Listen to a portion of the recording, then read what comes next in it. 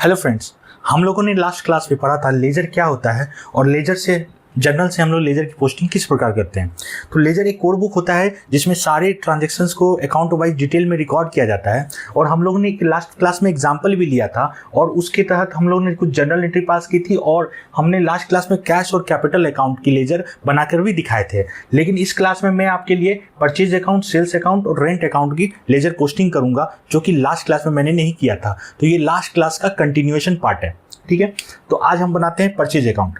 यहाँ पर एंट्री पास की हुई थी purchase account debit to cash, यानी कैश में मैंने 30,000 रुपये का सामान खरीदा।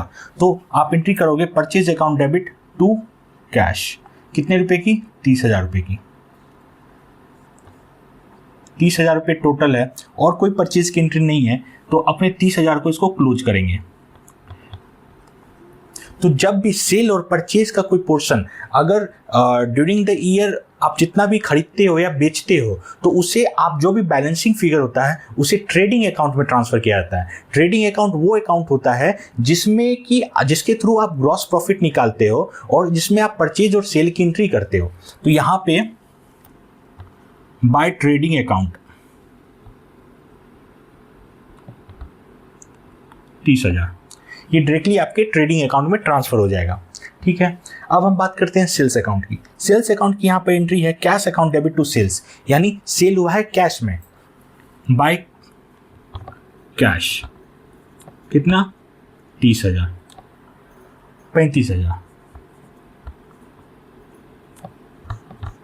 आप बताओ कि ये बैलेंस कौन से अकाउंट में ट्रांसफर होगा? सेल अकाउंट है, ट्रेडिंग का पार्ट है, ये ट्रेडिंग अकाउंट में ट्रांसफर होगा टू ट्रेडिंग अकाउंट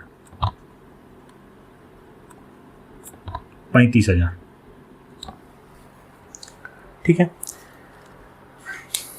अब लास्ट अकाउंट है रेंट अकाउंट।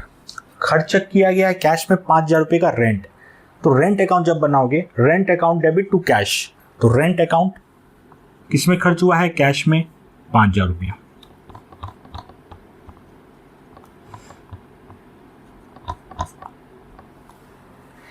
ये कौन से अकाउंट में ट्रांसफर होगा? जब भी कोई एक्सपेंस कि जब हम लोग लेजर पोस्टिंग करते हैं तो उसमें जो बैलेंसिंग फिगर होता है वो हमेशा प्रॉफिट एंड लॉस अकाउंट में ट्रांसफर होता है। कहां पे होता है? Profit and loss account. तो हम लोग यहां पे ट्रांसफर कर देंगे प्रॉफिट एंड लॉस अकाउंट 5,000। तो हम लोगों ने ये क्रक्स जाना यहाँ पे कि जब भी आप लेजर पोस्टिंग करोगे तो एसेट्स एंड लायबिलिटी जो ट्रांसफर होंगे वो बैलेंस ट्रांसफर हो जाते हैं, ये बैलेंस शीट के पार्ट हैं। लेकिन अगर आप परचेज एंड सेल्स की बात करोगे तो वो हमेशा ट्रेडिंग अकाउंट में ट्रांसफर होता है। एंड जो भी खर्चे हैं, रेंट, सैलरी, इलेक्ट्रिसिटी बिल, जो भी है ये खर्चे, ये हमेशा क्या होंगे? आपको प्रॉफिट एंड लॉस अकाउंट में ट्रांसफर होंगे। तो ये रहा टोटल लेजर के बारे में।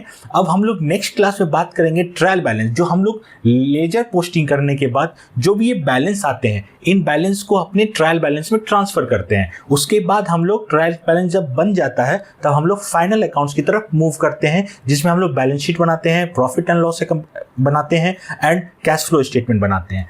तो इस क्लास में हम लोगों ने जाना कि लेजर पोस्टिंग किस तरह होती है। पिछले क्लास में हम लोगों ने पढ़ा था जर्नल एंट्री किस तरह होती है, और आगे क्लास में हम लोग ट्रायल बैलेंस और फाइनल अकाउंट्स के बारे में जानेंगे। तो ऐसे ही अपडेट्स के लिए हमारे चैनल को सब्सक्राइब करें, लाइक करें और शेयर करें, और कमेंट बॉक्स में लिखें कि आपको अगर इससे रिलेटेड कुछ क्वेरी है तो। तब तक के लिए गुड बाय।